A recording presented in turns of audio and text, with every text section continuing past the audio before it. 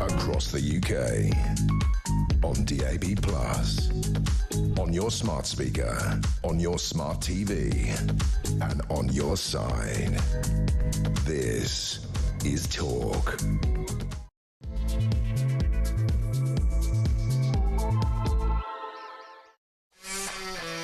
Welcome, good evening and welcome to the Political Asylum. Right off the bat, this is literally just broken if you were listening to Peter Cardwell.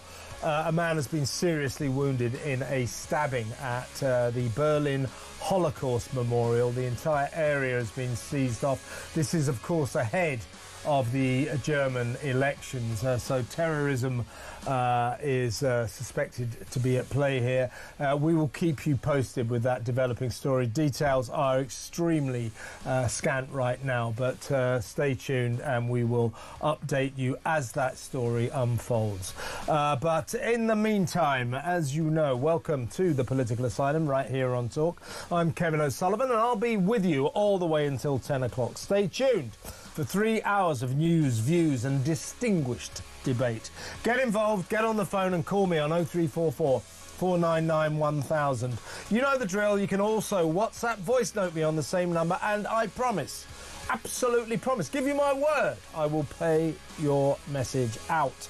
It's Friday, February the 21st. Here's what's coming up. America's demonization of Ukraine President Zelensky continues apace after Donald Trump called him a dictator. Elon Musk declares that he runs, and I'm quoting, he runs a fraud machine feeding off the dead bodies of soldiers. Trump, the great disruptor, is disrupting here on an industrial global scale. So far, his rhetoric is vehemently pro-Russia and anti-Ukraine. He wants peace, make no mistake about that. That much we know. But what is he really up to? 0344499 1000. In other news, another day, another grotesque decision by a half-wit immigration judge as a convicted Sri Lankan paedophile jailed in Britain for 4 years is allowed to stay because he's gay and would allegedly be persecuted in his home country if we deported him. He persecuted in his home country.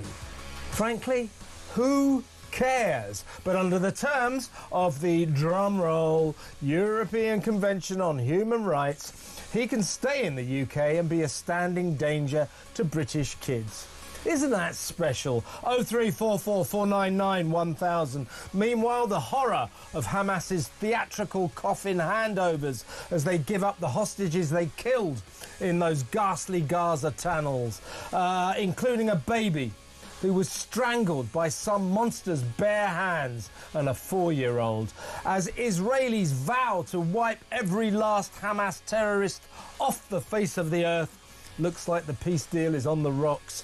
0344 499 1000. And back here, the shamed BBC finally pulls down from the iPlayer its disgraceful documentary, Gaza, How to Survive a War Zone, a programme they broadcast while viewers were unaware that the kid commentator, the star of the show, was the son of a senior Hamas official. Is the state broadcaster anti-Semitic?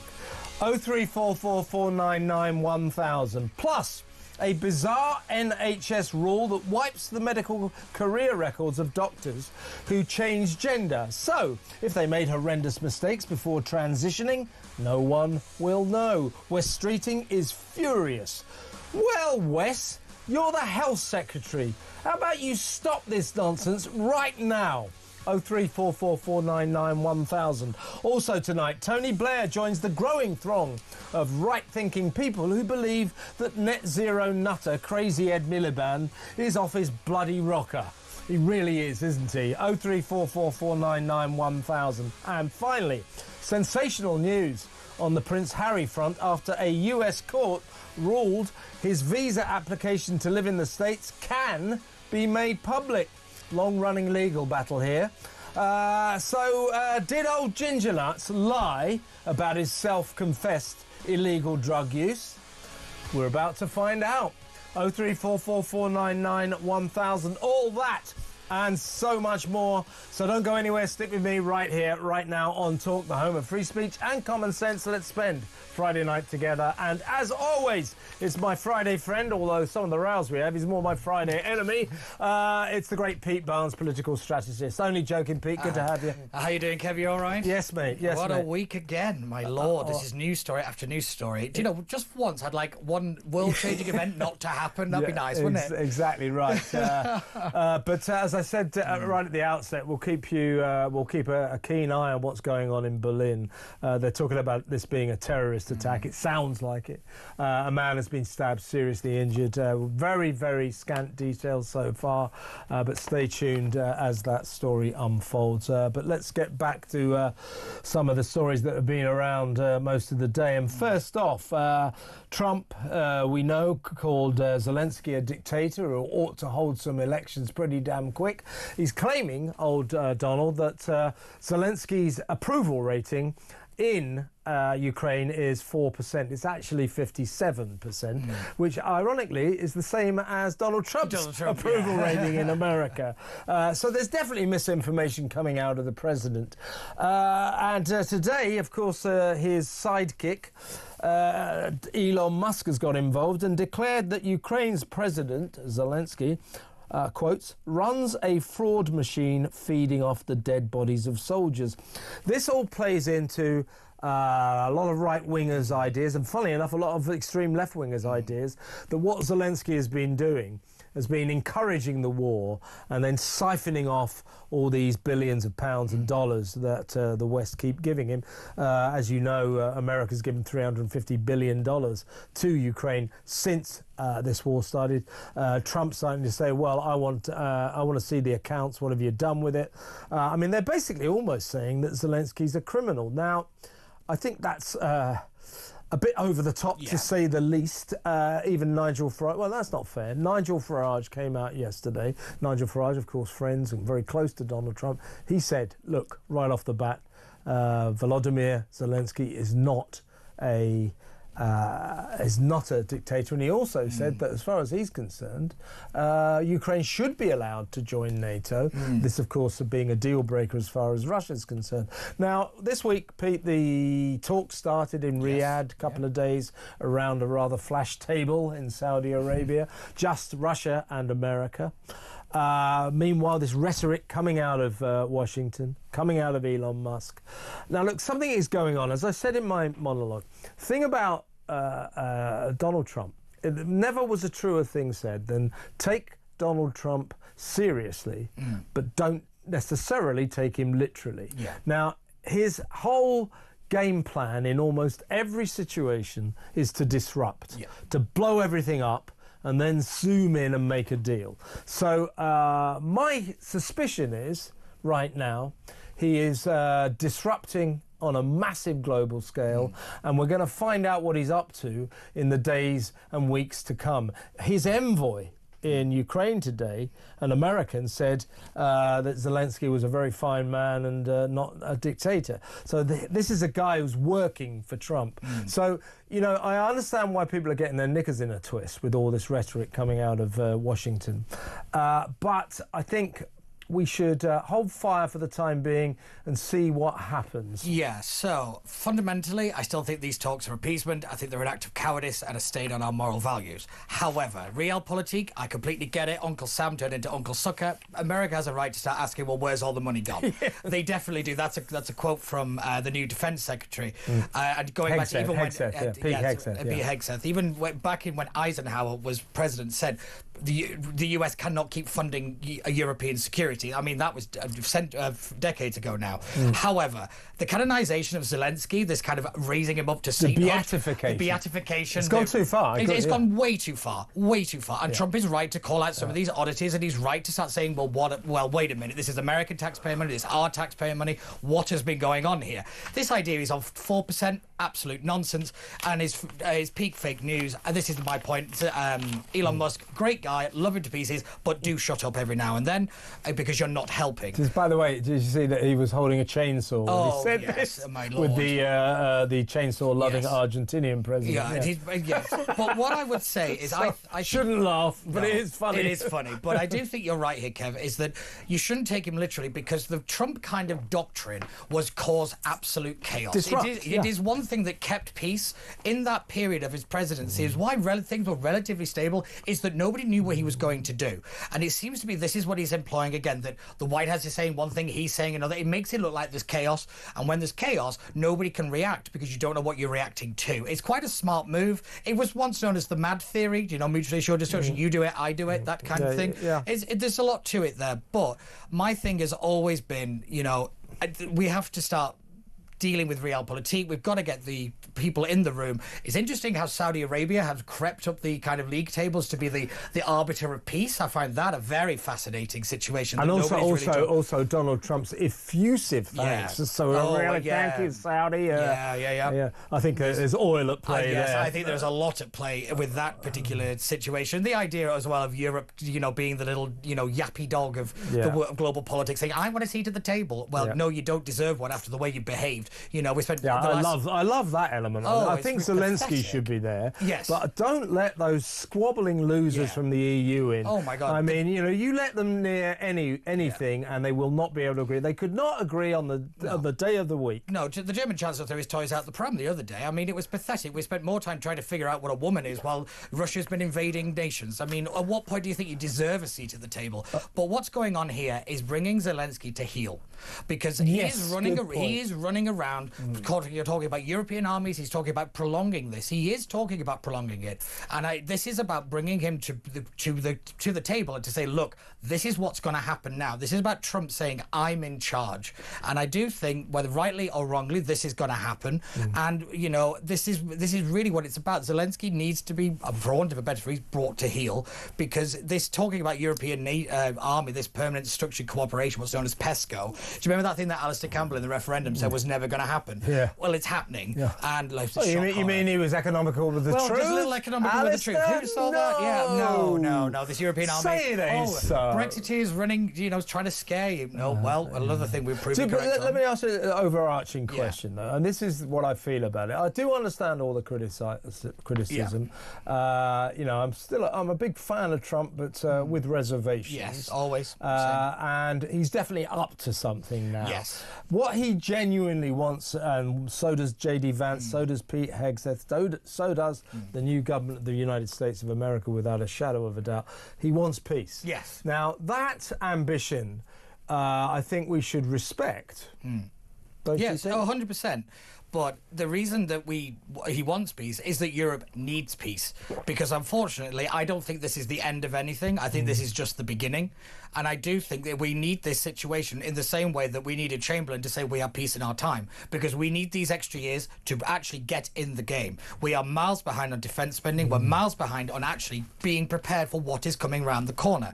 And we talk about food supply chains. Look at food supply. Look what happened when the Ukraine war started and everything shot through the roof in terms of energy and food production, food prices, sorry. This is serious stuff. And I think Trump and the White House has realised that this is only going to get worse before it gets better. So we cauterise the wound now with the idea that, we still need to chop the leg off. Yeah. And this is where we are now in global politics, because Europe stopped paying attention and became so inward-looking that it couldn't decide what a woman was. Yeah. And I will keep bringing it back to that point, because the more we fussed over nonsense, when the real stuff hit... I'm still struggling with that one.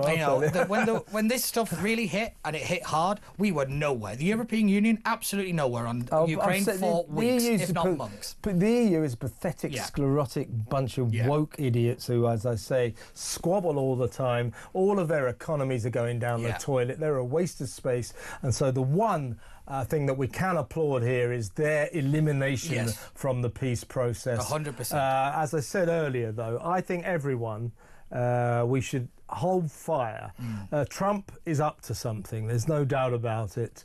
Let's see what it is. Now, he is also going to...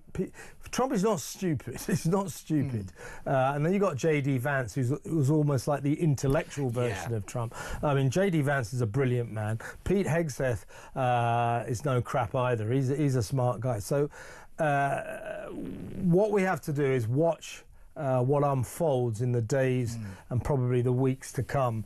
What we're looking at now, this is not the final picture. And what I do think about those three very smart men, Trump, Hegseth and Vance, they will realise they cannot forge a peace deal just with Russia if Ukraine and Zelensky say, well, we're fighting on. Yes. So they're going to have to gain the approval of Zelensky. So in the end, I suspect Zelensky will be invited in, and hopefully they can come to some kind of deal that everybody's pleased with, and it doesn't appease Putin too much. I suspect Putin, if you give him just an inch to get out of this, he'll bite your hand off, because he's in trouble here. Yeah, there are rumours already that in Moscow they're preparing for the victory parades and all the rest of it. But that's the thing, it's a big showy moment for him that, you know, in reality he has won this, no matter how you paint it, because he's got the Europe and he's got the West to back down because of their own incompetence and their ineptitude. That's why they've won, not because he's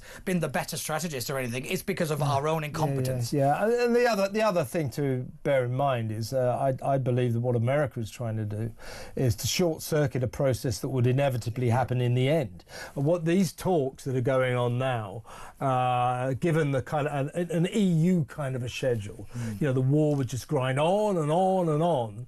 And then you get exactly the same kind of talks going on now, only they'd be in 10 years' time. So if we can short-circuit that and we can come to some kind of a deal that keeps everyone happy, I mean, I think that is good news, because hundreds of thousands of young men are dying in the most appalling circumstances in a grotesque conflict in the East. So one thing we should pray for is that somehow or other some kind of peace deal is reached. So anyway, let me know what you think. Let me know, is this appeasement? What do you think Trump's up to? Certainly the full picture we haven't got yet. And Pete makes a good point. The one thing that I think they're going over the top in demonising Zelensky, but we have beatified him. We've given him a sainthood ever since this war started, and he's no saint. And Ukraine certainly is no saint. I mean, they're the innocent victim of this vile invasion by Russia, but as a country, they leave a bit to be desired. So I think getting real about Zelensky, ceasing to beatify him, is a good thing, because it'll be a more realistic kind of platform on which to proceed forward with these peace talks. But anyway, let me know what you think. 0344 499 1000. And when we come back, we're going to come back home to another of these infuriating immigration tribunal judge decisions. A Sri Lankan paedophile allowed to stay in Britain as a standing, threatening danger to our children, because if we send him back to Sri Lanka, he would be persecuted. Hands up, anyone who gives a damn. Well, I've got my hand up, but I don't mean it. Shouldn't be up. Seriously. I mean, what is going on, folks? 0344 499 1000. We'll give you the details of that horror story after this break.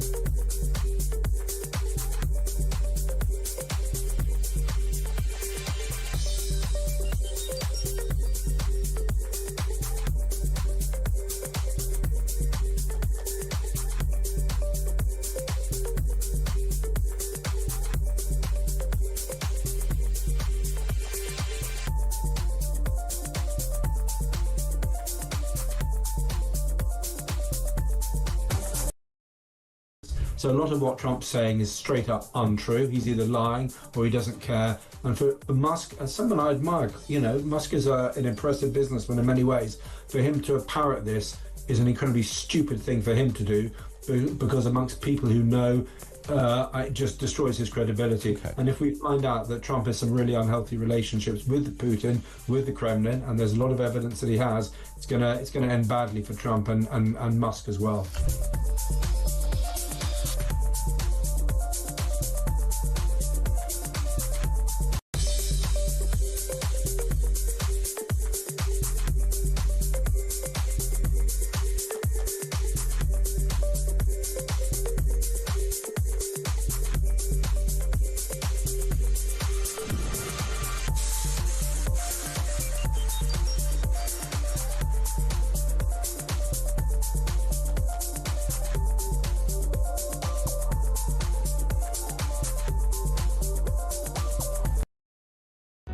Across the UK, on DAB+, on your smart speaker, on your smart TV, and on your side. This is Talk. Welcome back. Now, this is now, in my view, and I reckon Pete will, on this rare occasion, agree with me. Now, we actually do agree on most Pretty things. much We just have the odd clash point, you know. But seriously, this is, in my view, officially now a national scandal that is out of control. Another day. Another one of these horror stories about what these lunatic, moron tribunal judges, immigration tribunal judges, who allow dangerous prisoners, paedophiles, sex offenders to stay, usually because of the European Convention on Human Rights, the rules of which we have to obey because we're a member of the ECHR. Anyway, this one, just horrific, this one. A convicted Sri Lankan paedophile, jailed in Britain for 4 years in 2012. 2012, so what is that? Is that what, about 15 years ago? 15 years, yeah. He's winning now a 12-year legal battle to stay. So the Home Office, I said this the other day, Pete, you know, we're used to having a go at the Home Office, not fit for purpose, useless, full of lefties. In fairness, in every one of these cases, it's a case of the Home Office desperately trying to deport prisoners, crooks, people who shouldn't be here, and these judges, their lawyers, their immigration lawyers, appealing, and these judges coming down against the state every single time, because I think most of these judges are Guardian-reading lefties who see themselves as waging war on a repressive, racist Britain. Anyway, this guy, 50-year-old, we're not allowed to name him. I'd like to know why. Why can't we name him? Anyway, we're not. He's 50 years old. Cannot yet be deported because he is gay. And now, important to say, he's a paedophile, right? He got jailed. He came here in 2008 on a student visa. Yeah, shock. Yes, overstayed his welcome, of course. 3 years later, he was arrested for sexually abusing 3 boys aged between 13 and 15, convicted a year after that for 5 counts of sexual activity with a child, with children. Now, he now can stay because it's important to make this distinction, because old Putin, he thinks to be a paedophile is the same as being gay. Well, it's not. It's not. If you're a paedophile, doesn't remotely necessarily mean you're gay. It can be both. But being a paedophile or being a homosexual is not the same thing by any means, and they're not one and the same. Oh, well, if you're a pedo, you're gay. Well, you're not. But this guy is a paedophile and he's gay, so his victims were young boys, and it's because he's gay that he says if he's returned to Sri Lanka, he will be persecuted for being gay, and so therefore we've allowed him to stay because under the Article 3 of the European Convention on Human Rights, you can't send people back to a place where they'd receive unusual punishment, etc., etc. So there is another hearing taking place soon at the upper tribunal, but I guarantee you he wins it. and he'll be allowed to stay. So what we do in these cases, as I said earlier, Pete, is these judges prioritise the kind of stupid alleged legal rights of these monsters, these child sex rapists, over the safety of kids in this country. Oh, you can stay. It's an outrage. It is. The United Kingdom has become a safe haven for every sexual predator there is out there. And that is the be-all and end-all of it. And our courts have upheld it every single time. The rights and protections of children do not matter to the courts. It is evident that, you know, we have case after case after case, story after story after story of the criminal being protected and being allowed to stay on our streets and in our shores at the danger to the public. The courts are putting these people, allowing these people to stay here in the United Kingdom, and that is a public safety issue. I do not understand why these people are not put on a plane and sent back to where they come. I'm an open gay man, and I tell you right now, I don't care what happens to him in Sri Lanka. I don't. Yeah. And that takes a lot for me to say that. That isn't to do with your It's sexuality, nothing to do with it. Do you know what? Do I. Send him back. I don't care, because I'm sorry, you lose all my sympathy when you do this to children. It is infuriating. I'm sick to death of sitting here week after week after week, talking about these stories and wondering when a judge is going to step up and say enough. We even had the Chief Justice interjecting this week, saying that she didn't like an exchange between the Prime Minister and Kemi Badenoch over the Ukraine and refugees and all this kind of stuff. That had nothing to do with questioning the courts. It had everything to do with the rights, with the fact that the people were starting to say, well, wait a minute, what are you judges doing over here? She didn't like that. She doesn't like to be questioned. This Susan is the Carr, threat. Susan Carr. I mean, that was political to an nth degree. She said that even in parliamentary privilege, that the Prime Minister and the leader of the opposition, I mean, in fairness, this was a rare issue to their credit that Keir and Kemi agreed on, that this Judge Hugo Norton-Taylor is lowering the drawbridge and opening the door to all 2 million Palestinians if they fancy coming to settle here, because ludicrously, a family of 6 from Gaza, he said they could come here under the terms of legislation specifically created for Ukrainians. But legally, that means they can all come. So both Kemi and Keir said, this is a disgrace, this loophole has to be closed. And Susan Carr, the Lady Chief Justice, the top judge in England and Wales, said it's outrageous that politicians should be allowed to discuss decisions by the independent judiciary. As I said the other day, well, Lady Chief Justice Carr, not only in this country where we have free speech are politicians allowed to discuss the judiciary in the House of Commons, so are we, the citizens of Britain, allowed to discuss your ridiculous decisions. And Hugo Norton-Taylor, for that decision, is a moron, and you, for saying that the Prime Minister and the Leader of the Opposition should be banned from such discussion the judiciary, you are also a moron. So how's that for criticism? You like that? Let me know what you think. If you're listening, Lady Carr, the number is 0344 499 1000. I'm all ears. Absolute disgrace. Let me know, everybody, what you think about that. I mean, we've been doing these stories. I mean, every day since about last Monday. Every single day. How can we forget the case of the Albanian crook who did 2 years in jail? We tried to deport him, but he was allowed to stay under the terms of the European Convention on Human Rights, because to deport him would mean his son would have to eat foreign chicken nuggets, and he doesn't like the taste of them. Right to a family life. If you deport me, my son will have to eat chicken nuggets that he doesn't like. He was allowed to stay. Absurd. That was like about last Monday. We've done a story like that every single day. There was a Caribbean lady who was being deported. She said, you can't deport me back to Grenada. Grenada. I never did work that out. I never did. So let's say Grenada. Is it? I think so, yeah. I think it's good. Somebody said Grenada. Let's try and... Anybody know? Let me know. If anybody's from there.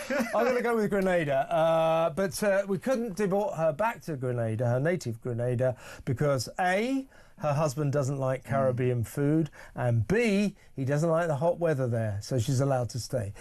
Day in, day out. These judges are the scourge of this country.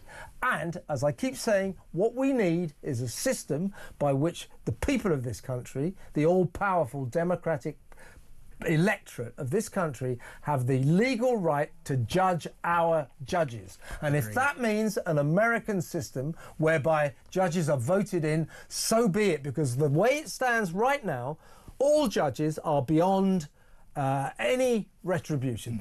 We cannot punish them, we cannot reprimand them, we cannot tell them, we cannot sack them, and we should be able to do all three of those things. Otherwise, we have an out-of-control judiciary with a God complex, as Susan Carr revealed the other day. It was the first thing Tony Benn ever said, that in a democracy you should ask, how do I get rid of you? It's the first question you should ask, and without it, you are not living in a democracy. And people how like many Susan times Carr, did we ask Tony Benn that? Oh God, yeah. I mean, it's ridiculous, and Lord Benn. But you know, this is it's a really, really good point here, Kev. Is that the judiciary is out of control, and this is why I think just getting rid of the European Convention on Human Rights isn't the fix-all, because we live in a culture. Yeah. The culture. Said it the other day. Yeah, it's the culture of this. Yeah, it's that they are all aligned in the same direction. You're so right, Peter. I said exactly that. The thing about the ECHR, you know, we're the only country that really bothers with it. Yeah. All Everybody the else other just members of ignores it, they just ignore it. And don't forget, back in whenever it was, 2010 or something, the ECHR ruled, ordered Britain, and but we're supposed to do what they tell us, and in all other examples I think we have, ordered Britain to give the vote to prisoners. Yes. And David Cameron, the then Prime Minister, said, over my dead body that happens, and we just didn't do it and nothing happened. Nothing happens. Now, Germany, France, they routinely ride roughshod over the rulings of the ECHR, but we, like a little lapdog, always do exactly what we're told. But Pete is exactly right. In the end, the problem, in the terms of these tribunals, these idiot judges, it's not necessarily the ECHR or the terms of the ECHR, it's how these judges interpret the ECHR, and they interpret it straight out of the pages of The Guardian against the state every single time. So it's the judges that we have to do something about, and along the way, for God's sake, let's leave the ECHR as well, because it's a waste of space. Right, well, look, we're going to go to break now, and next up, I'm going to play you some harrowing video, but we've all got to watch it, we really do.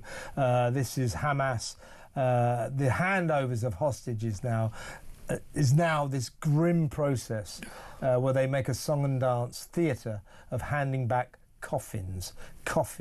And this most recent handover involved the coffins of a baby who was found to have been strangled by some monster's bare hands, and a 4-year-old kid. And they got the names wrong on the coffins. Apparently they lock them so you can't open them, and there's a fear that there may be bombs inside. Now they strut around. We're going to show you in their all black uniforms and their masks and everything, and let's just say I think they probably tried Israel's patience a little bit too much. That peace process, I think you can forget it. I think now Israel will continue its mission to wipe every last one of those terrorists, you know, off the face of the earth. I mean, you know, this has gone too far. Let me know what you think. We'll show you the video next. 0344 499 1000. That next. Stay tuned.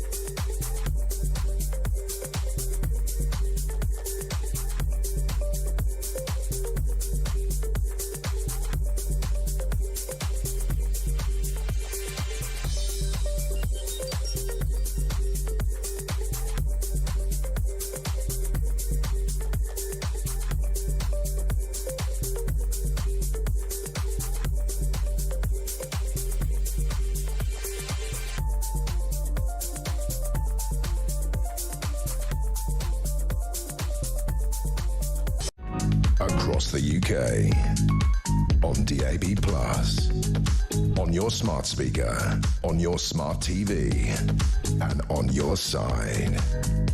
This is Talk. Welcome back. By the way, that German situation in Berlin, there's a massive manhunt on for the perpetrator of this horror. A man stabbed, seriously injured by an unknown person near the memorial of the murdered Jews of Europe. That is, of course, the Holocaust memorial. So terrorism at play there. Big manhunt going on for the guy with the knife. So let's hope they catch him soon. We'll keep you updated with any developments. Now let's get on to a very harrowing story, but I make no apologies for bring it all to you. We're going to play this video now of yesterday's handover. They've stopped handing over live hostages. They're now handing over hostages they literally killed in those grotesque tunnels underneath Gaza. Yesterday's handovers included a baby who was found to have been strangled to death, manhandled like that. Baby and a 4-year-old kid, among others. Well, let's just play. Look at what they do. These monsters, these people, semi-humans. They turn it into sort of theatre, as if it's showbiz. Have a look at this.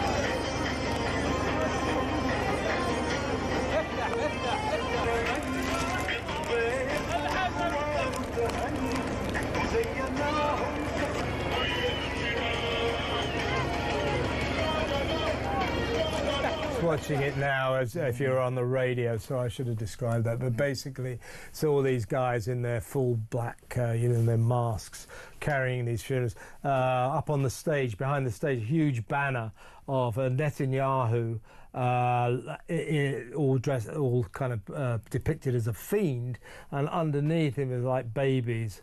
Well, these are the fiends, these are the baby killers. One of them was killed. Was strangled, and all of these hostages that come out in coffins, they've been killed. They've been killed, clearly. Was it last week the father who came out? He didn't know that his wife and children had been killed, and he was asked on the set, "What will you do?" I'm looking forward to seeing my family, and the Hamas monsters behind him are all laughing. They're laughing. Now, the point about this is these Hamas idiots, they've gone too far. Now, there was a kind of a peace process going on. I believe there's still officially some kind of a ceasefire. That will end. That will end. Netanyahu is now saying, nothing will stop me now. They're going to wipe every last one of these people off the face of the earth. And frankly, after looking at this, good. Yeah, good. Agreed. Good. It's the only word for it. And again, don't read peace process, read appeasement. Because, yes, again, the West does not have the stomach to get on with do what is necessary. These people are dogs and we have to put them down. You don't like long-ending wars. Nobody does. But if this goes on 100 years, 200 years, so be it. Because this cannot be allowed to continue. These people are a threat to global security and regional security. And they kill and they celebrate the death of Jews. At what point did we forget that freedom and peace are not inherited, they are fought for? And that is what the Netanyahu and Israel have been doing, despite the international community's condemnation, despite the BBC, despite these hate marches we have in London. They have been fighting to stop this happening on a daily basis, and we forget that because we live in our nice little bubble over here. I cannot ever understand the people that think there is some kind of moral equivalency between Israel and and Hamas and all of this stuff. There are good guys and there are bad guys, and it's about time we put the bad guys in the ground. Absolutely. And there's another handover, I think, tomorrow, 6 hostages, and tensions are really running high. Now, last night we broke the story here on my show. And it looks as if this was going to be really, really bad. But the good thing about Hamas is they're pretty useless. Like most terrorists, they're not very efficient. Now, they had rigged up 3 passenger buses, in a place near Tel Aviv, and they blew up horrifically. Now, because they're useless, they got the timings on the bombs wrong. So we got these dramatic pictures of these buses, so because they got the timing wrong and there were no passengers on, they were empty. But imagine if there were passengers on board. If that had happened last night, and it was quite clear on one of the bombs was a message, quite clear this was a Hamas incident. And we're just looking at it now. You can see that looks, but this is what we first saw. We thought, oh, Christ, this is going to be bad. Well, luckily, they're so useless. They got the timings wrong. So there was nobody on the buses and nobody died. Imagine if there was. But Netanyahu, the IDF, they will take this on board. They will take that disgusting handover that we've just witnessed on board. They will take tomorrow's handover on board. And up with this, Israel will not put. Yeah, it's also really important to remember that this is also a trade. Do you know, for every one of these hostages, dead or alive, they're getting thousands of their own people back. This is a really, really important bit to remember. For every 1 or 2 hostages we get back, they are getting thousands of terrorists back. I never understand that, do you? No, again, it was a complete capitulation. This entire ceasefire deal was ridiculous and it should never have been brought forward. Again, I don't like war, no matter what anybody says online, but I tell you right now, you have to fight against this stuff. You do sometimes, You've got to. I'm with you. And it's awful and it's abhorrent and I don't like it, but you have to do it. Which all brings us to our next story. You know, talking of appeasement, I'll tell you who appeases Hamas, who appeases Palestinian terrorists day in, day out on their news bulletins, on their documentaries. It's called the BBC, the British Broadcasting Corporation, our left-wing biased state broadcaster, our Israel-hating state broadcaster. I don't have any compunction about saying that because this week they've once again proved that their hatred of Israel and their love of Palestine knows no bounds. This is outrageous, Pete. You will have seen. They put on a documentary called Gaza, How to Survive a War. And it starred this little boy. There he is, narrating it. Oh, look at him in the oh, what poor kid. He's talking about his awful life and what Israel's done to his land and all that. What they failed to mention, the BBC said that the producers didn't tell them, what viewers were not made aware of as when this went out, was that this kid is the son of the Deputy Agriculture Minister of Hamas. He is a senior Hamas official. And by the way, we broke this yesterday. There's another kid in it, as a secondary kid. He turns out to be a big Hamas operator as well. He helps this guy called Mr. Fofo, who makes fake films to make Israel look bad, stages up these films with actors. Well, this other kid helps him. So there are 2 kids. These poor little kids in Gaza. They're in Hamas. And the BBC at first apologised. We didn't know what we were told. But they left it on the iPlayer, saying, with a proviso saying this kid is related to a Hamas official. And we're going, don't take it down, for God's sake. Finally, today, they were shamed into taking it down. And I think that this saga is just the latest example of the kind of reportage that the BBC imposes on us, that begs the question, is the British Broadcasting Corporation anti-Semitic? I think the answer to that question is, of course it is. Of course it is. I mean, the thing you have to look at is when they said, oh, well, the production company never told us. The question you should be asking is, why didn't you ask the question? Yeah. Why didn't you do your own research into who was in this? What it tells me is... bizarre. We'll put that on, we won't ask any questions. Yeah, exactly. Because it fed into their politics, it fed into the culture and their beliefs at the BBC, that Gaza and Hamas, good, Israel, bad. Yeah. And that they've got into that mindset. And unfortunately, this, like you said, this is one in a very long list of stories and of scandals. And I use the word scandal because this has to stop. But yet again, who's accountable? Who got fired? Where exactly where is the right, accountability exactly at the right. BBC? The culture secretary, Lisa Nandy, one of the most overrated people. She's really overrated. She's useless. She quite rightly said, "Oh, the BBC's got serious questions to answer here. I will be getting, I will be grilling, the Director General about what happened here. I know what's going to happen. Nothing. Was it a report recently, an investigation by it was more than 1,000 independent barristers. They went through their own... went through all the BBC's coverage of the Gaza conflict since October the 7th, and they found nearly 1,600 examples of falsities in favour of Palestine against Israel. It's an outrage, folks. It's an outrage. This BBC Broadcasting Company, the British Broadcasting Corporation, is inflicting on this unsuspecting nation biased reporting from Gaza. It's a disgrace. It's a disgrace. And of course they all say, oh, no, we were absolutely unbiased. We check all our facts with BBC Verify. BBC Verify couldn't check the time of day without getting it wrong.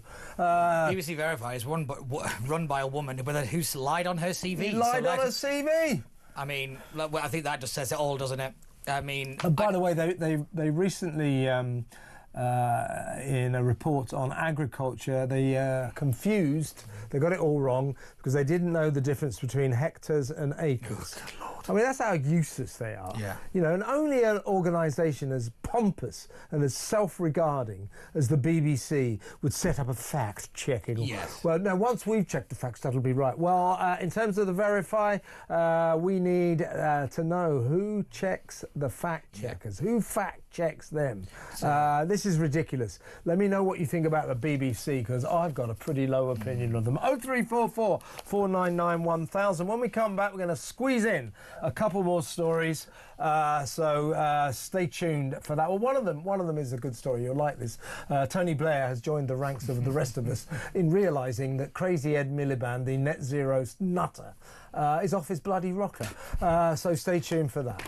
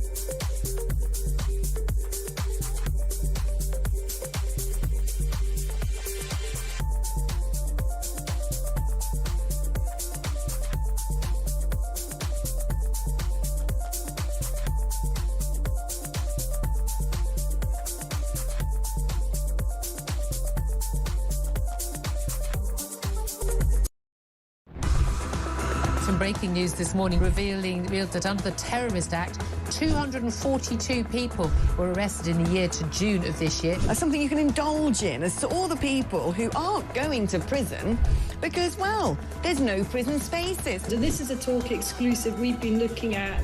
I said, you take these cuffs off me and speak to me like a human being rather than a common criminal. You're just left wondering, do these people who lead us actually hate Britain? Yeah. Do they not love our country and everything that we've stood for?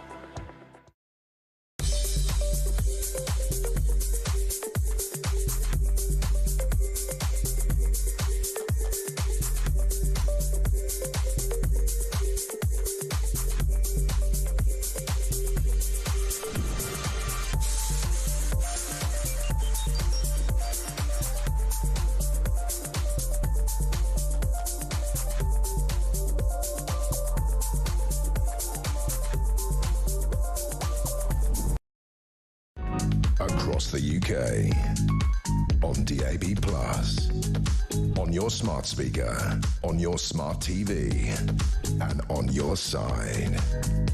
This is Talk. Somebody's pointed out, and I should have said that this is from Steve Cartwright. Thank you, Steve. You're quite right. He said that we, or me, namely, Kevin, you failed to mention that Hamas also did not return the body of the children's mother. True. Very good point, Steve. Thank you for pointing that out. So there you go. Kids murdered, where's the mother? I mean, come on. Netanyahu's not going to put up with this, and I hope he doesn't. Now, we've got a couple of stories to squeeze in. After the 8 o'clock news, by the way, we're going to be joined by Niall Gardner. He's the guy from the Heritage Foundation, a Washington think tank over in America, who's been pursuing this legal battle to get to see Prince Harry's visa, his application to reside in America. Niall wants to know, did he admit his illegal drug use? If so, why was he allowed to stay in America, live in America, or did he lie? Did he not admit his illegal drug use that he wrote about so effusively in his nasty little book Spare? Either way, we're about to find out. So Niall would join us afterwards. A US court, an American court, has ruled that some of his visa application can be made public. So quite a moment. Old Ginger Nuts won't be pleased, will he? What a shame. Right, let's get on to these quick stories, Pete. First of all, crazy Ed Miliband, who has been pledging that he's the net zero secretary, worse luck, the guy who's turning this country into a mass of solar panels and windmills, and who believes wrongly that somehow this country can be fueled purely by wind and solar power. It can't. No. Anyway, he says that his mysterious company, GB Energy, the government's company, nobody knows what it is, will create 650,000 jobs. Great. What about the 200,000 jobs that are going to go missing, or that we're going to lose when you close down, because you've closed down exploration and drilling in the North Sea? 200,000 jobs. It's going to create 650,000 jobs. His green programme will cost more jobs, but Tony Blair, of all people, another Labour luminary, has come in and just said this is rubbish. He said at the most, he can only see 350,000 jobs being created by, that's probably not true, by Miliband's zero zealotry. And Tony Blair, I've got my issues with him, but he dates back to the days when Labour politicians were at least on planet Earth. At least in our solar system. They would say, exactly. You know, I mean, I didn't agree with him, but he was a sensible guy, a realist. And he's being realistic here. He said, look, you know, we need a number of energy sources. You know, you can't just say we're going to be totally green, and you can't just pluck numbers out of the ether, out of the sky, and say 650,000 jobs. He said, as far as he can work out, 350,000 max, but as Pete said, who knows where they're coming from, and that Miliband's wrong. So this is, you know, one of the top men in Labour history having a go at the slamming Ed Miliband. However, I do think this is rather self-interested. The Tony Blair Foundation has huge amounts. It's always self-interested. Has huge amounts of money in green and renewable and net zero projects around the world, because unfortunately, people like Ed Miliband are a threat to his money and his income, because he's running around saying all this stuff, which is categorical nonsense, and it poses a threat to people who are making money out of the green agenda. And this is where Tony Blair steps in and says, no, we're the sensible ones. He's the lunatic. Well, I think he's right. I think he's right. But even Tony Blair is a lunatic in his own right, because he's just less of a lunatic. You know, this is the problem, is that it is painted as Tony Blair stepping in as the kind of sensible voice in the green space, but what it is in reality is it's Tony Blair saving his money, and this is a real problem that we're going to start seeing as the tide turns against net zero, which it already is. He's got to try and turn it back, and this is where we're going to see where they'll start to push the radicals like the Greta Thunbergs and the Ed Miliband's to one side, and we'll see a new green kind of ambassadors start to come out of the ether. More of a compromise, though. Yeah. Well, I mean, point taken, but at least that will be a step back towards some kind of semblance of sanity, because this idiot Miliband is taking us to hell in a handcart. He's going to ruin the economy on the back of his absolute insane zealotry. So we'll leave that one hanging in the air. Let me know what you think about Ed Miliband. If you fancy slamming him on this show, be my guest. 03444991000. And just before we get to the news, very quickly, this is a good one. The Health Secretary Wes Streeting is apparently furious. We'll do something about it. The NHS has confirmed that doctors who change their genders have their pre-trans medical career records wiped. So patients or hospitals who want to hire them can't find out whether or not they've made mistakes, whether or not they've made any howlers, or even if they were any good. This is ridiculous. And you know what's on the back of?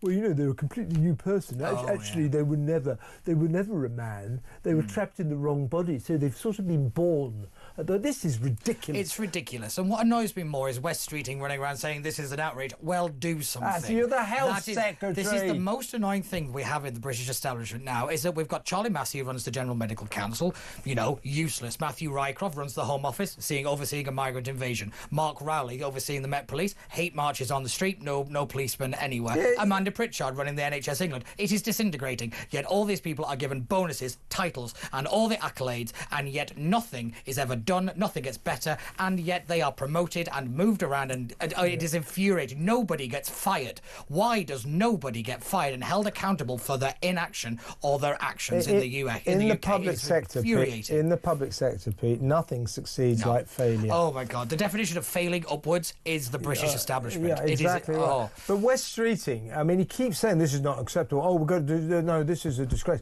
Well, do something for God's sake. Do something. And let me tell you, Wes Streeting, I think he's overrated, because people keep saying he's one of the better ones. Well, yeah, he probably just about is. It's not exactly but he's overrated. But let me tell you, it is crystal clear that this guy is the latest in a long line of health secretaries to come into the job to say, I'm going to fix the broken NHS. And he won't. No, he won't, because he won't do what's necessary, because yet again he's held back by the trade unions, he's held back by all these organisations that keep the NHS in its permanent crumbling state, because they need it to be. You want to change the NHS, I suggest we start looking at getting rid of organisations like the General Medical Council, because they are standing in the way of reform. And we go back to this culture aspect. Why did nobody think, well, they're not a new person? These things have to stay on record. Ridiculous. And here's another thing you want to change. I keep saying, right, Wes Streeting, here's an idea for you. Set the ball rolling. Announce that from now on, men who go for X-rays will not be asked whether or not they're pregnant.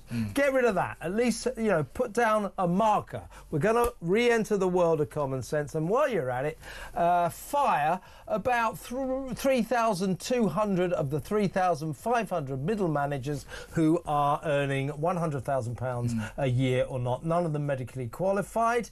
And also sack every single last one of the 800 diversity officers costing the NHS £40 million a year. There you go, Wes. Blueprint for your future. But you won't do it, will you? And never mind the broken NHS. Like all health secretaries before you, you will end up pretty soon being a broken man. That's the way it goes. Next up, Prince Harry's visa problems. Stay tuned.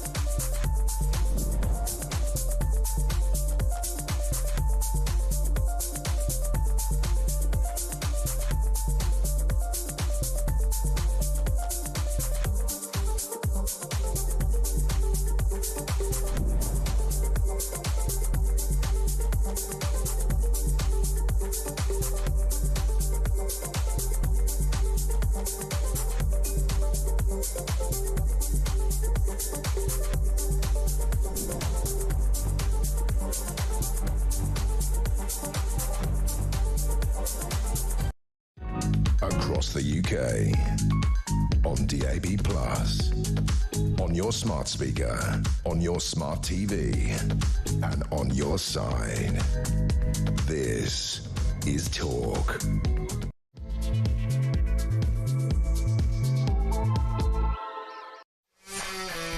Welcome back. So we've got an hour to go. Don't forget at 9 o'clock. Well, what do you mean don't forget? I didn't tell you yet. But I'm going to remind you that at 9 o'clock it's my show, What Just Happened, the TV show. So that will play from 9 until 10 o'clock. We'll play you a little clip in a half an hour or so. Also, we'll tell you how you can win 25 grand. Really, really easy just by tuning in to Talk. So that will come up in about half an hour. And also we're going to be taking your calls. 03444991000. You know what we're talking about. Obviously, Trump, Zelensky, Musk, Ukraine, what's going on there? Who do we support there? We want to talk also about those Hamas monsters, those handovers of the coffins, the baby that was strangled to death by someone's bare hands, the 4-year-old in a little coffin, their mother supposed to be returned. No sign of her. This horrible showbiz, theatrical handovers, music playing, big banners, pictures of Netanyahu all dressed up as a fiend and all this kind of stuff. It's disgusting. It's disgusting. And I don't think these idiots in Hamas realise they've kind of lost the room. And when I mean the room, I mean the world. Israel, Netanyahu, they're not going to put up with this. By the way, in these handovers, you know, they kind of prove, there is inherent proof that Israel's mission to destroy Hamas has not succeeded. I mean, yes, they've much reduced it, but boy, oh boy, they're still there and looking very healthy with their machine guns and their black uniforms and their masks and their headscarves. Netanyahu now saying, I will not cease. So, perhaps, well, let me know. What do you think? Should Israel resume hostilities and get rid of every last one of those terrorists? Let me know. 03444991000. And the Sri Lankan paedophile who's been allowed to stay because of the European Convention on Human Rights. He did 4 years for sexually abusing 3 boys. 3 young boys, underage boys, but if we returned him to his home country, he would be persecuted. So he can stay here and be a standing danger to British kids. 03444991000. When is that madness going to stop? Honestly. Now, for the next half an hour or so, though, we're going to spend it in the excellent company of a man who's been waging a long legal battle, I think in the cause of American transparency. America is supposed to be the country where they don't keep secrets from the people. And we applaud it for that. It's free speech laws go a lot further than ours, and I like that. I used to live in America, and it is a wonder to see their free speech laws. Now, Prince Harry, when he came to America, like everyone else, had to fill out a visa application to reside in the United States. Now, one of the questions there, filled out myself, is, you know, have you ever taken illegal drugs? And we don't know what Harry answered there, but if he said no, his book, Spare, revealed that he loves to take illegal drugs, cannabis, magic mushrooms, cocaine, all admitted in his book. So either he admitted that, told the truth in his visa application, which would mean, well, why was he let into America? Because I wouldn't be allowed to, Pete wouldn't, and no one else would be allowed to. So did they give him special treatment because he's a prince? Hope not, because that would be very un-American. Or did he lie? Well, it looks like we're about to find out, and it is thanks to our next guest, the excellent director of the Heritage Foundation think tank over there in Washington, Niall Gardner. Welcome to the show, Niall. It's great to be here, Kevin. Thanks very much for having me on the show today. Always a pleasure. Now, as far as I can work out, you have reason to celebrate. You finally succeeded. We're going to see Harry's visa application. Now, can you clarify, because as far as I can work out, the ruling by an American court now is that some of it can be seen, can be made public. Will that involve his declaration on drug use? Well, Kevin, as you point out, sort of long-running saga here in terms of our efforts to see the release of Prince Harry's immigration records. We're certainly moving much closer to that. And the Department of Homeland Security yesterday in Washington announced that they would release 3 of the key documents relating to Prince Harry's immigration application. A 4th document they are still withholding on the grounds of Prince Harry's privacy. So we'll have to see actually what is in those documents when they are released. I believe March 6th they're being sent over to the federal judge.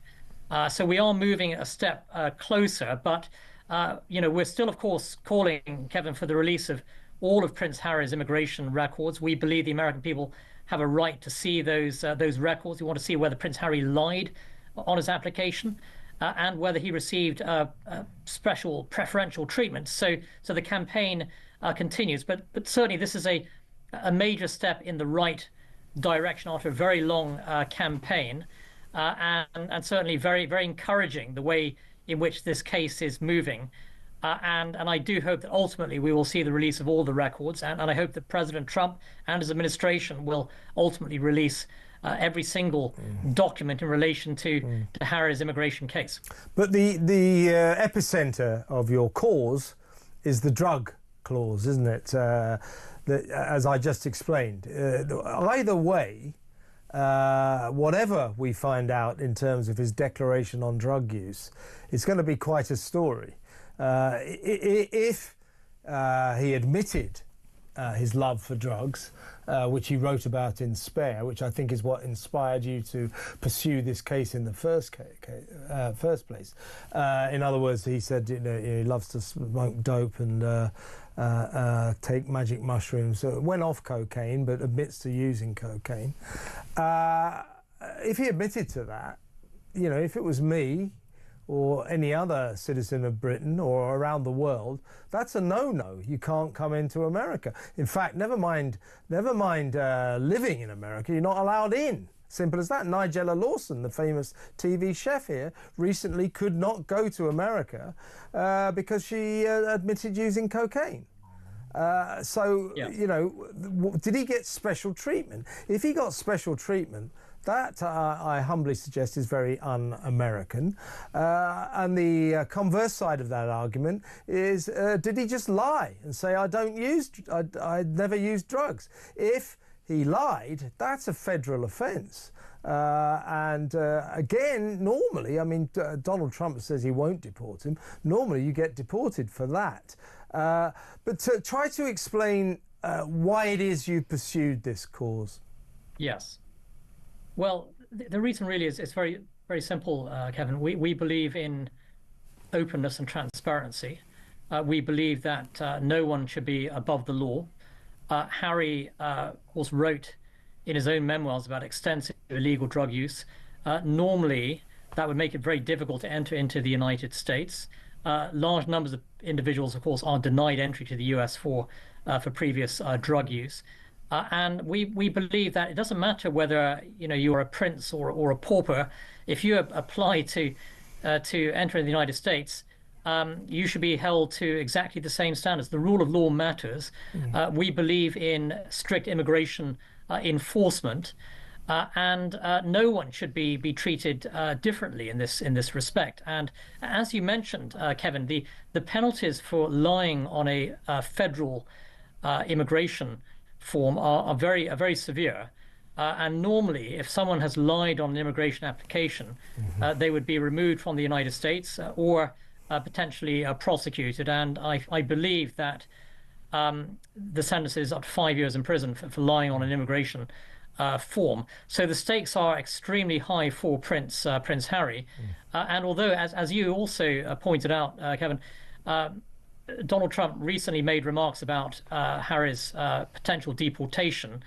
But I do believe that if Harry lied on his application, I do believe that very strong action would be taken by the Trump administration against him, and I think that at the very least he would be subject to prosecution in the United States and U.S. Courts. And I think certainly the American public would want to see justice served with regard to anyone who lies on an immigration application. So, and in fairness to Donald, very high. and in fairness to Donald Trump, he has made that clear in a rather amusing declaration. He said, he's got enough problems with that wife of his, Meghan.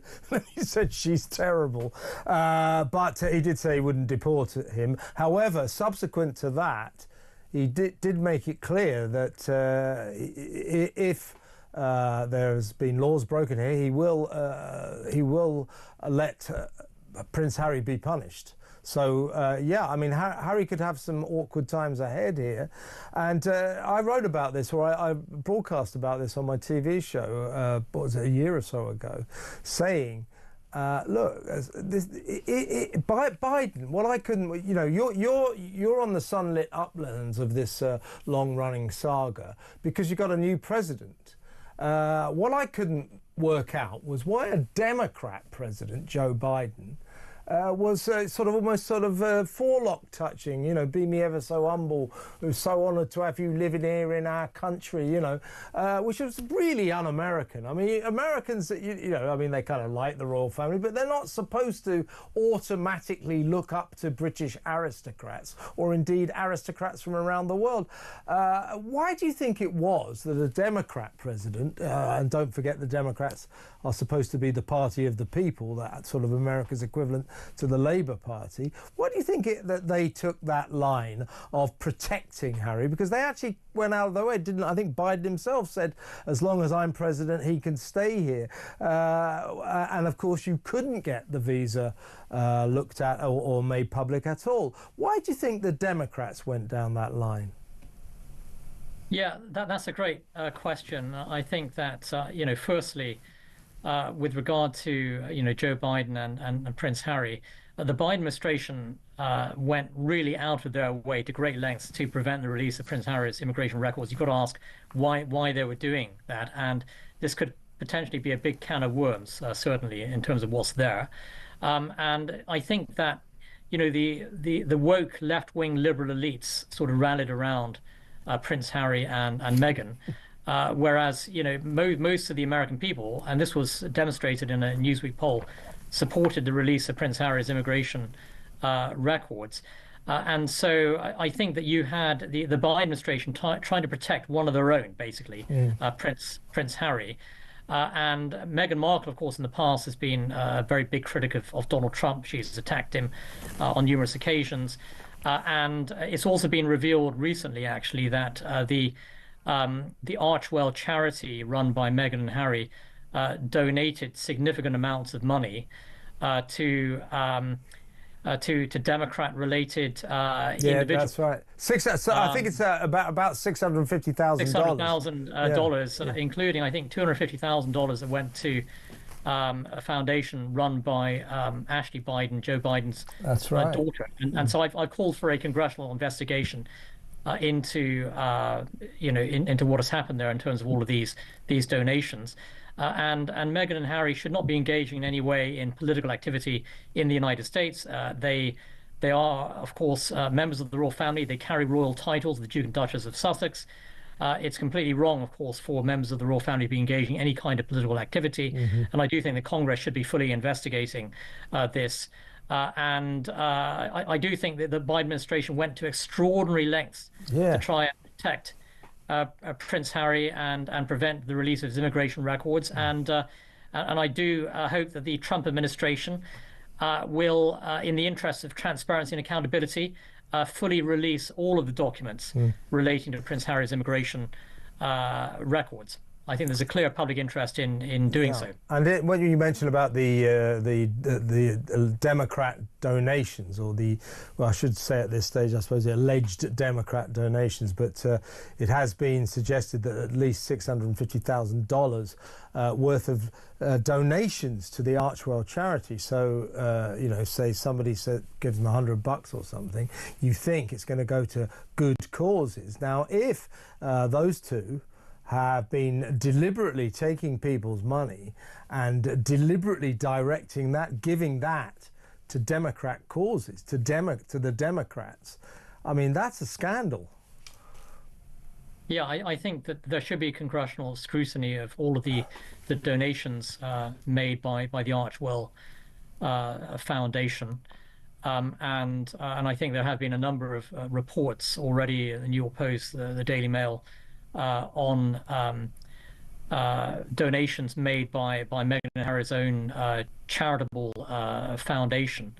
And I do think there's a clear public interest in knowing exactly where all this money went, and whether any of these donations were political in nature. And it so happens that some of the recipients of these donations have extensive ties to the Democratic Party. So let's see what the full picture is here. And I do believe that Congress should be launching oversight of this, and there's a clear public interest in doing so. And if Meghan and Harry have nothing at all to hide here, they should be fully supporting, I think, transparency and accountability and congressional oversight into their operations. Yeah.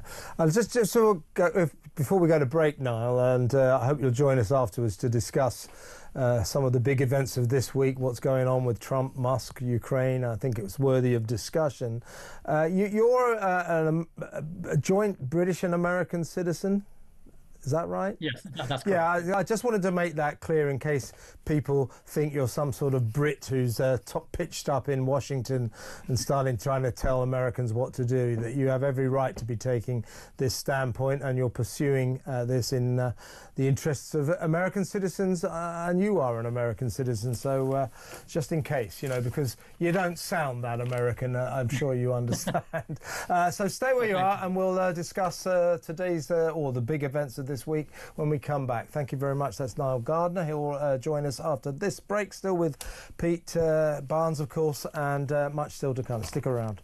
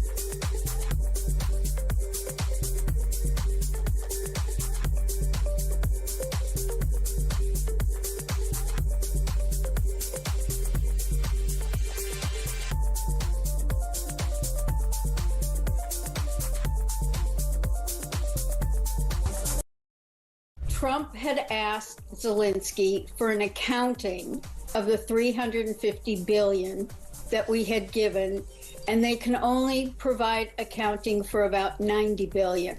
Well, that raises a big question, especially with what's going on with Doge and Elon Musk discovering all sorts of fraud and waste and recirculating money to where it maybe shouldn't go. Donald Trump plays a long game.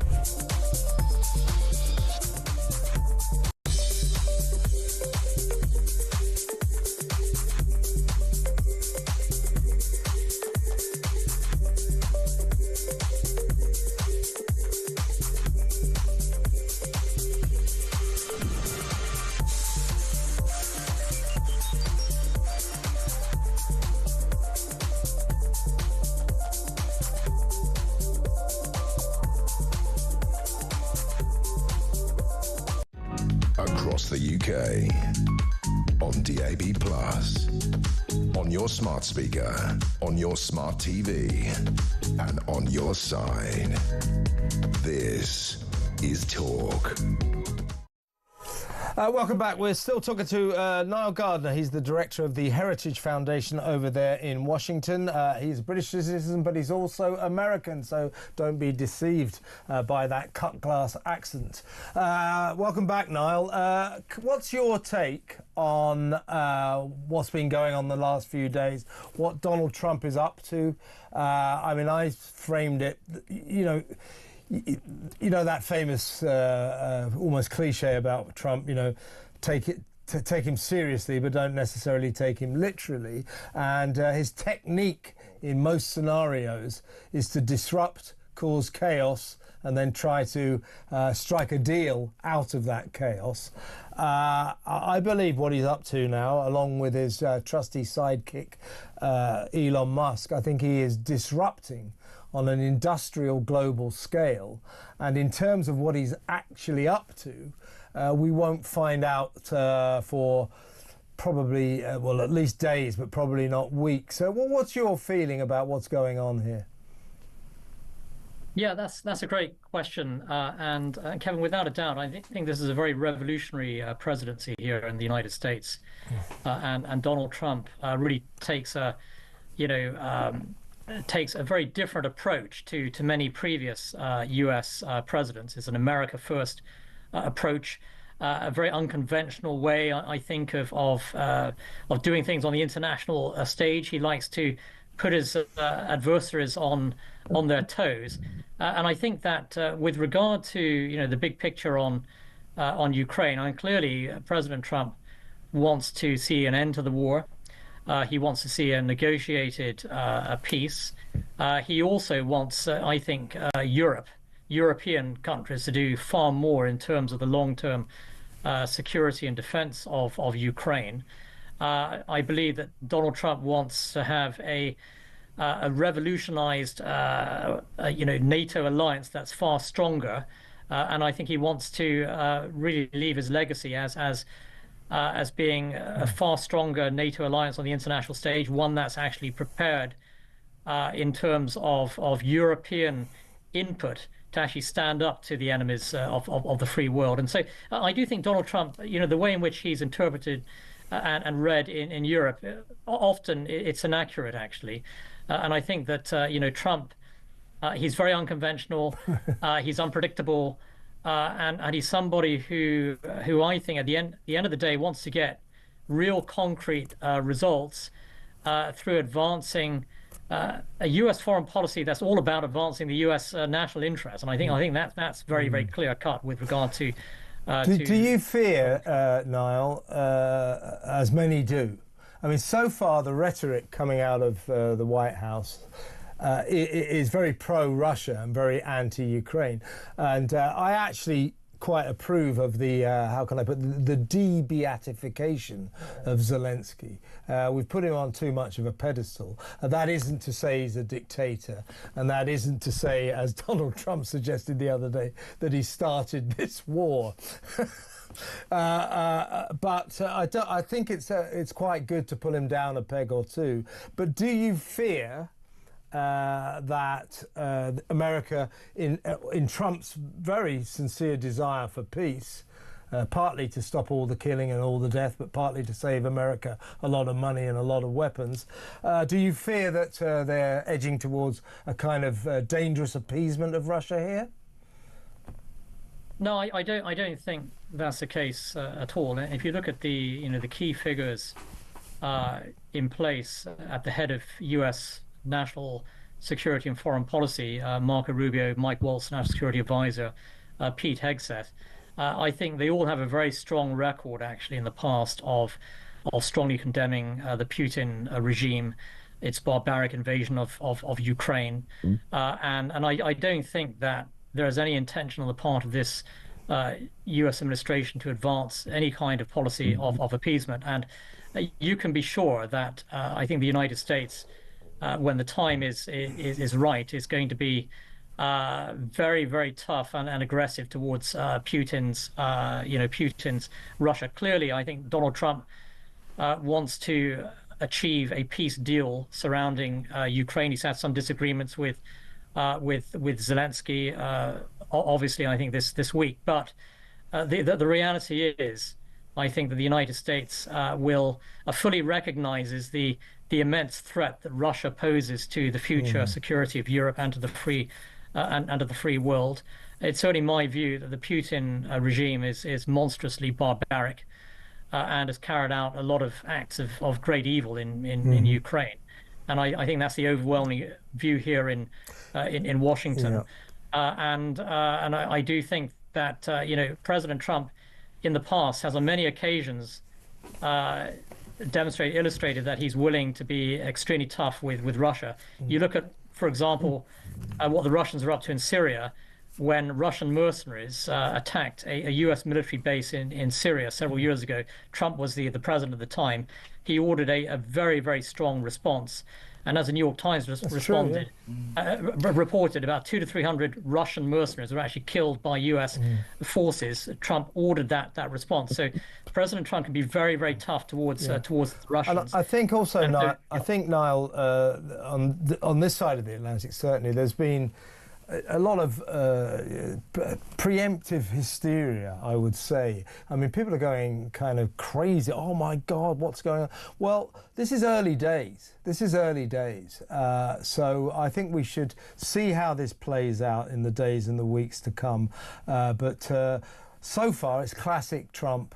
This is his playbook, disrupt, cause chaos, and then let's see what comes out of it. So let's just check. Perhaps we'll get back to you in a couple of weeks, or maybe even before that, and find out where we stand.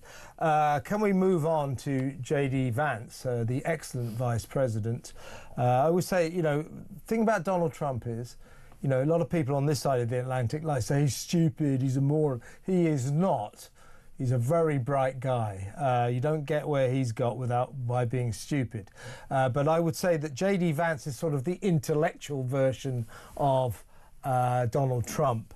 And I almost wept with gratitude when he made that fantastic speech this time last week in Munich, dressing down those sclerotic, useless, squabbling, woke, weak EU leaders, telling them that if they don't get their house in order, including Britain, if we don't get our house in order in terms of free speech, the friendship between America and Europe is going to be sorely tested. And good for him. It was a fantastic moment. Can we play you a couple of clips from the Conservative Political Action Conference, CPAC, that's been going on in Maryland? I don't know if you've been yourself, but J.D. Vance has been speaking now. I want to get your thoughts on it. Here he is talking about Europe and migration.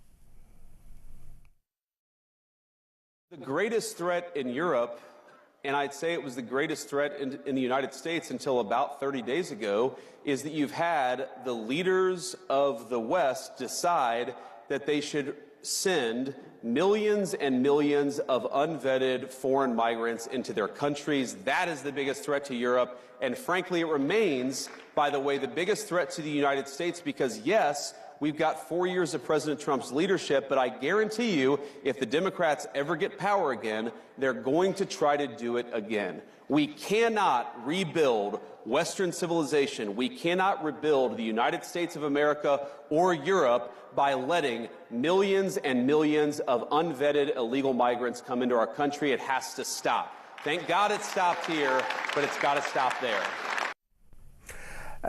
Old J.D. Vance there, striking one hell of a mansplaining pose, a serious alpha male, obviously. Your thoughts, Niall? Yeah, I thought Vice President Vance's comments at CPAC yesterday were outstanding.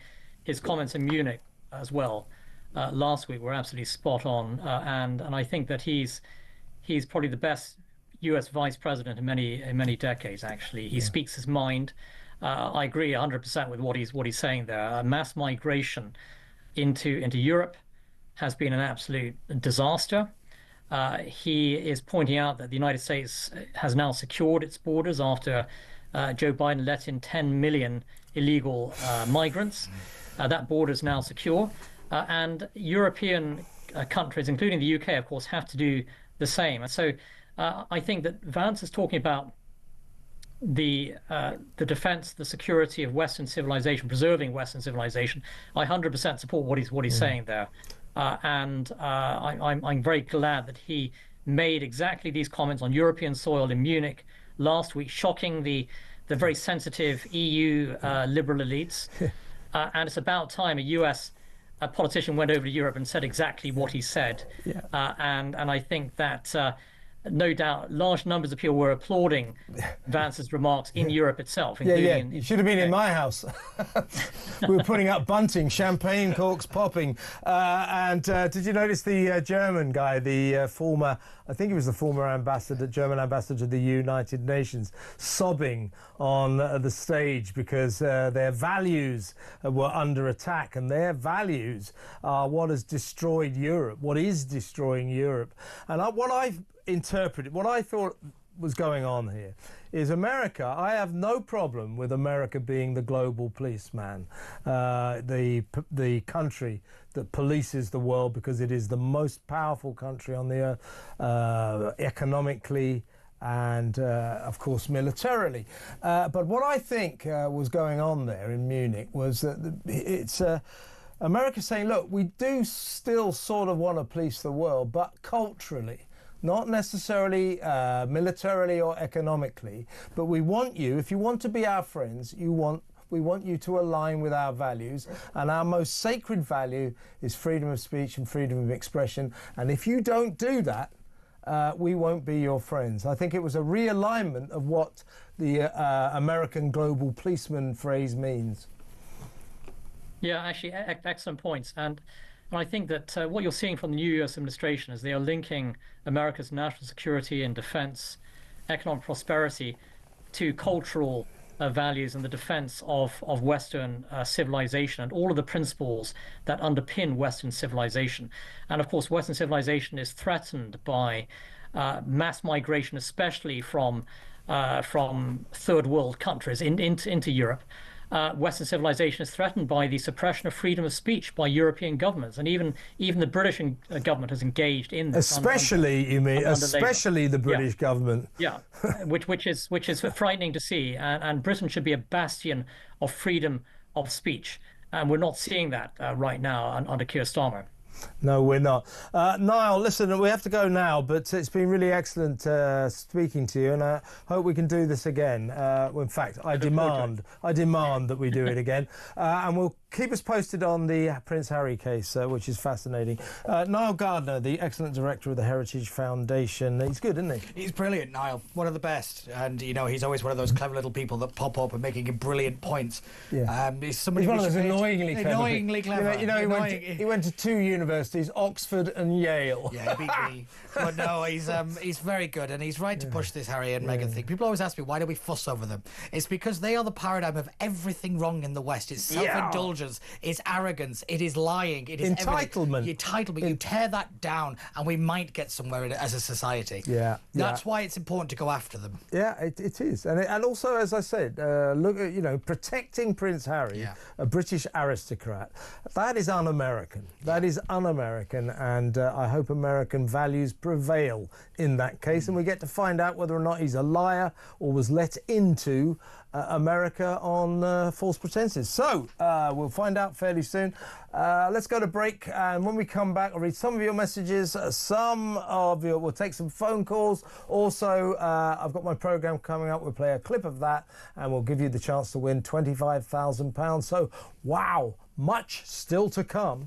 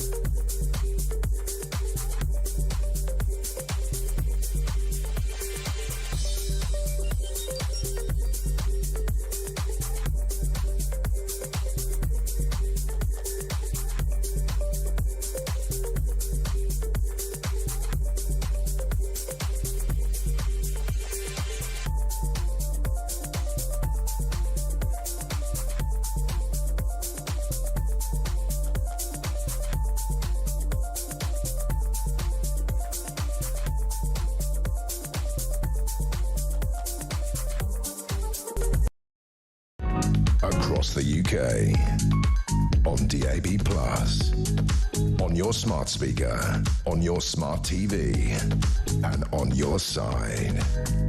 This is Talk. Welcome back. Right, what should we do first? I've got my programme coming up in about 20 minutes. That is what just happened. Here's a clip. What did you think of the new documentary about President Macron that suggests that Brigitte, his wife, is really Emmanuel Macron's dad? A friend of the show, Candace Owens, has some really compelling points. She's done her research. She's done her research from this. This has been debunked globally. If you see some of the photos, I don't know. I'm pretty divided on it. I've always been obsessed with them as a couple because she's like this lanky 80-year-old woman, and he's like this miniature French little man. He's it's quite funny. Tall midget. Yeah, with a massive Napoleon complex. Yeah. But yeah, I think Macron's got bigger issues than being married to his dad. That's the crazy thing. He's got bigger issues than being married to his. I'm on the show as well. Yeah. I love how she picked a clip just It's the Samara Gill show. Anyway, I have no doubt that Brigitte Macron is actually Emmanuel Macron's father. There's no doubt about it. just kidding. But that's an interesting documentary, and there's something interesting about the Macron's relationship. Don't forget, it began when she was his teacher and he was a 15-year-old pupil. That is legal in France, which sums up all that's wrong with France, doesn't it? How long have you got? Meanwhile, here's your chance to win 25 grand. It's competition time, and we're giving you a chance to win a whopping £25,000. So what do you need to do to get involved? All you have to do is text the word prize to 83338, or you can enter by post. It's as simple as that. Once again, to get involved, just text the word prize to 83338, or you can enter by post. 18 plus, UK excluding NI. Enter by SMS for £2 plus one standard network charge by 11 p.m. on March the 3rd, 2025. Or send your name, email and contact number to £25,000 cash competition, PO Box 3190, Colchester CO2 8GP, to arrive by 5 p.m. on March the 6th, 2025. This is a News Broadcasting Network promotion. Full terms and conditions at talksport.com. Can't be bad. I'm going to enter that myself. Actually, I'm not allowed to. But good luck. Hope you win. Right. Let's go straight to a couple of calls, shall we? First of all, let's talk to Nigel in Buckinghamshire. Hello, Nigel. Hi, Kevin. Great show, by the way. Thank you. I'd just like to say I was originally a Trump supporter. I thought he'd do a good job. Yep. However, this last week, my opinion has really changed. Okay, well, look, by the way, Pete Barnes might chip in. He's with me here as well. It'll be a three-way. My feeling, Nigel, as I think I've made clear, I think Pete sort of broadly agrees with me. These are early days. This is classic Trump. You know, he throws a grenade into a situation from which he'll try and extract some kind of clarity. So I wouldn't go too far down the road of saying that, he set his stall out, he hates Zelensky and loves Putin. I think we should monitor the proceedings as they develop. Would you agree, Pete? I would. What I would say is Trump has got to play the hand he's dealt, and he's entered the presidency at a time when Europe is just in complete chaos. Defence spending is all over the place. We have this never-ending war without any kind of purpose or kind of. Yes. I always go back to one of the big problems is nobody said what victory looked like. So now we've got this whole kind of mess, and I think Trump has got to do the best he can. But I do think this is about kind of preparing Europe and preparing the war for a bigger situation. And I think that is what Trump's trying to do. I agree with Kev that we've got to monitor it. I do think, again, this kind of Zelensky, Saint Zelensky was a mistake. Yeah. But I have been very sceptical of Trump on this stuff, and it's been a big holding pattern, though, Pete. Holding patterns, kind of circling, waiting, circling. What do you reckon on that, Nigel? Go on. Why hasn't he slagged off Putin? Huh? Oh, he hasn't played. He said anything untoward about? Because as I said, Nigel. I bet you next week he does. I bet you he does next week. And to be honest, I don't think he really needs to, because it's already been said. Yeah. Also, you know, so this is not a fait accompli. This is the very, very early stages of what, you know, we all hope will be a successful peace process on the basis that we don't appease Russia too much. Do you see what I mean? I absolutely understand what your standpoint is, and a lot of people are holding that right now. Well, what I'd like to say is, I think he's actually bitten off more than he can chew here. Why? I think when he was running for the presidency, he said, "Oh, I can get it done in 3 days. I can get it done in a week." Well, again, he's not being accurate, is he? That's Donald Trump for you. I will get you a peace deal on day one. Well, he already hasn't done that.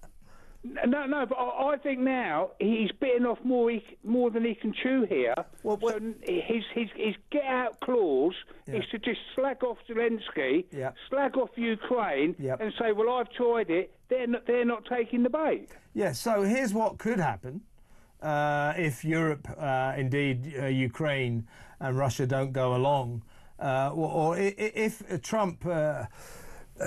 If we don't go along with Trump's ideas, the chances are he might just completely pull out. No more American aid, no more American money, and therefore the Ukraine war will disappear into a massive victory for Russia. Do you see what I mean? He's holding the cards. Well, I disagree here now. I think him and the richest man in the world. Well, you know, what's his ploy in it? Why is he getting involved? On this one, Nigel, I'm 100% behind you. He just needs to keep his mouth shut and just go around and cutting any other government departments. It is a little pathetic. I'm a fan of Elon. Oh, don't get me wrong. I'm a huge fan of his, but on this thing, he needs to keep his nose well out of it. Nigel, this is Trump land. It's a little bit different to the rest of the world. So I wouldn't get too worried so far. I know what you're saying, but things are going to change. I guarantee you. He's disrupting right now. He's causing Trump chaos. Let's see what emerges from that, because right now I think nobody except him has any idea. But yeah, I understand your reservations. I know what you're saying. I'm not quite as doubtful as you are. Nigel, thanks for a good call. Thank you, mate. Call me again. Nigel in Buckinghamshire. We've got some voice notes here, but play a couple of those. This is Chris on the trans issue at the NHS. Hi Kevin, Chris from Chester. Busy night tonight.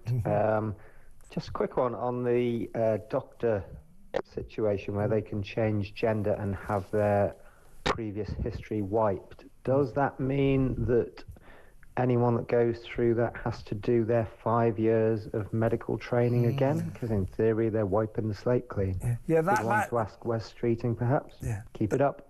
Thanks, Chris. So that is the point. Yeah. No, they don't. No. So they become kind of a new... They're qualified doctors, but they have no career history. Yeah, so this is the point. The way that it works is if you've been suspended for longer than 3 months, it is kept on your record for 15 years. Anything longer than that, it is kept on your record for 10 years. But if you transition... But if you transition, nothing. What's more important is you can just say it. You don't have to present any evidence of transitioning at all. Yeah. And then you have no medical record. You have no careers. Disappeared. No career history. It also won't tell you, particularly for women who want a female doctor only, whether they used to be a man or not. Exactly right. That's wrong as well. And this is all in the backdrop of the Upton situation as well. Right, is Trevor on the same issue? Hi, Kevin. That's Trevor in Felixstowe.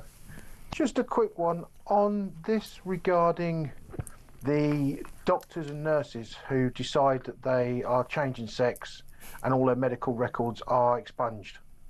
That I have no problem with, but they need to do the whole hog, which means also their medical qualifications need to be expunged. Yeah. That way they can go back to university, fit in with all the other stupid activists that there are, and they will feel in the right place. And the NHS can go back to being normal. Thank you. Well, Trevor, that will be the day. Well, look, we're going to break in a second, but this is our third and last WhatsApp voice note. We get loads of them, by the way, but a lot of them are not broadcastable on a family show. We love them. We have a good laugh, but, you know, try to keep them clean, folks. Right, this is Steve on migration. Just think, the Hamas terrorists have strangled that little baby. He could soon be living over here in the UK. following that ruling where people from Palestine can all come over. Scary. Bloody scary. That's a very good point by Steve. Really good point. And if he doesn't come through that, he comes on a small boat and he's welcome with a 4-star hotel and money and everything. That is the reality. How this crisis has not been treated as national security, I do not understand, because we don't know who's coming here, and anybody who says we do is lying. Exactly right. And if those Hamas guys start turning up, Steve makes a good point. They could take off their black tracksuits or whatever they are, and their silly masks and their headscarves, hop on a plane, and right now they'd be allowed to come here because they've got the right to settle in Britain. Ridiculous. Good point, Steve. Let's go to break. Some more of your calls. I'll read a few messages after these messages.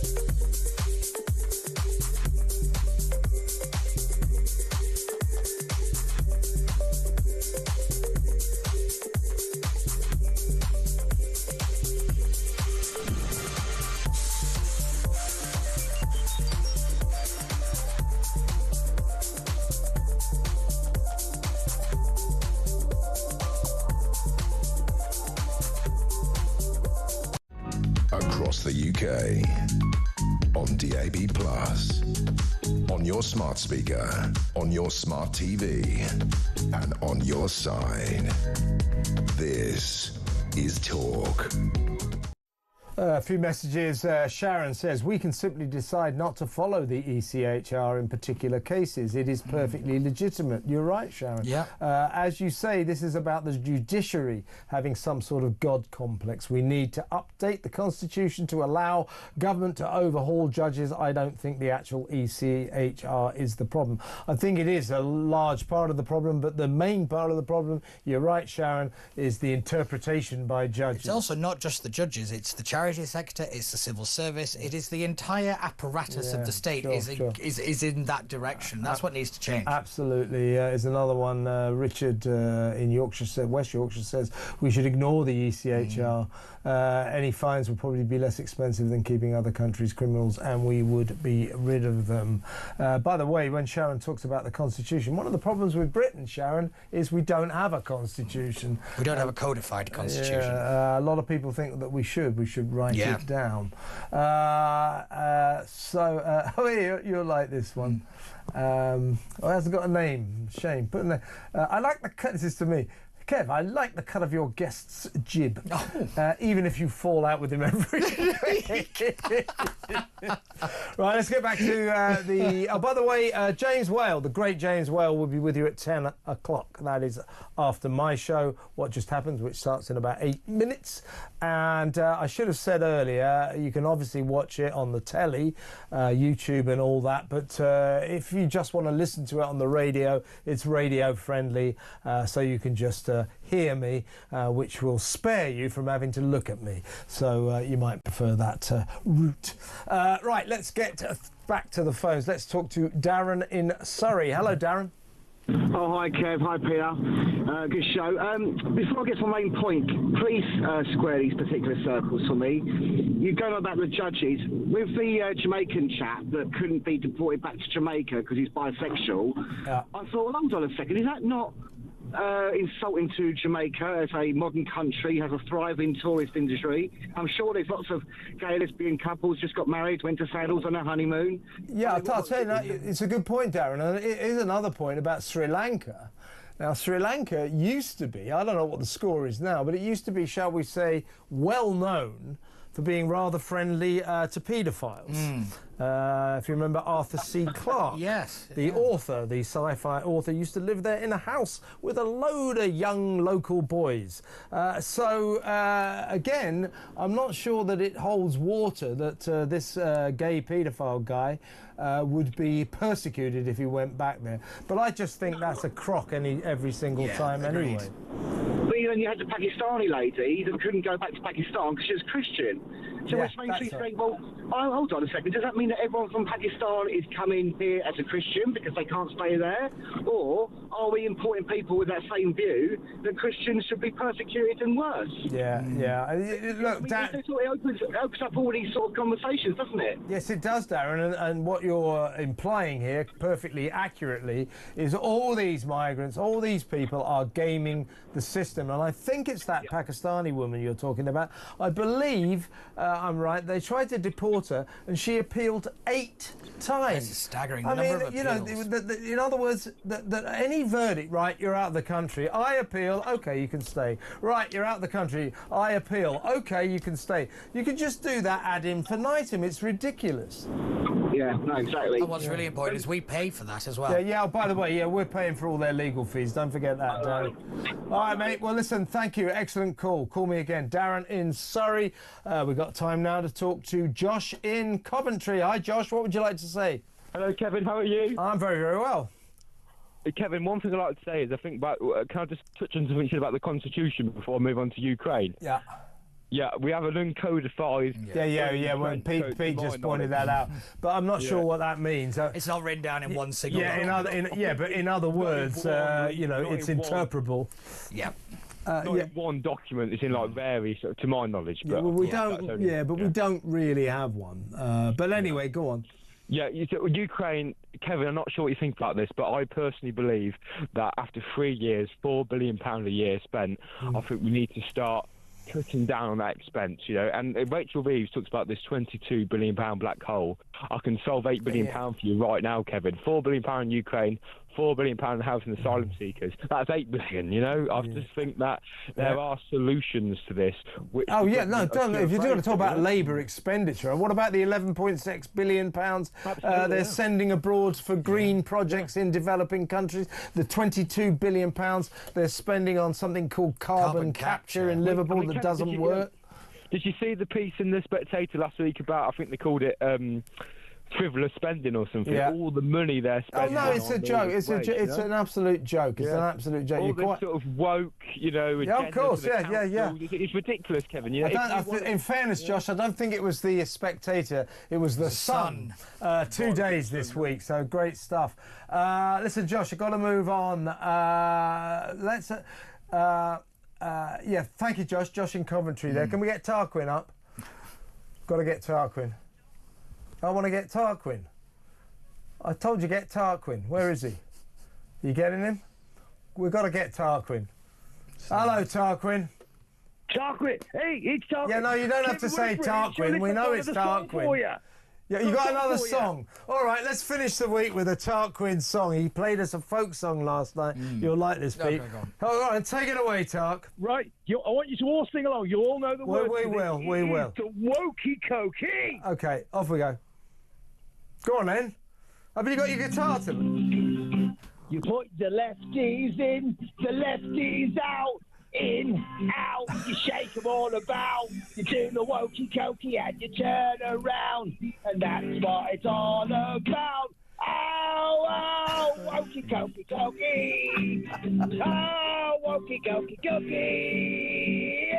Oh, wokey cokey. And that's what it's all about. There you go.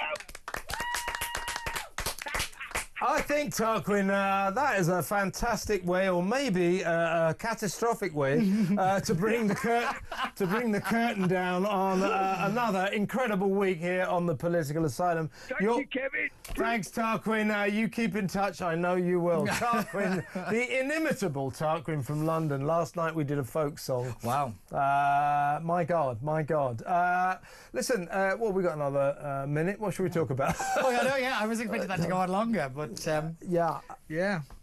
What do you think about folk? Did I tell you that this is the reason Tarquin sang a folk song was the English Folk Association has banned the use of the terms ladies and gentlemen. Oh God! So I said, well, that negates nearly every folk song. Yeah. They're all about maidens and men. Right, let's quickly, he's been waiting, let's quickly squeeze in John in my own old patch of Sutton in Surrey. I used to be the chief reporter, John, of the Sutton Herald. There you go, a bit of career news. Very quickly, what would you like to say, mate?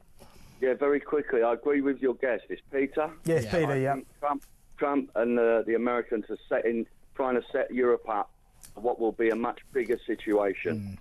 Because when there's a clash between America and China in the Indo-Pacific, they're hoping to improve relations with Russia so that they don't take advantage of it. Also, John, I think that America believes its real foe, its real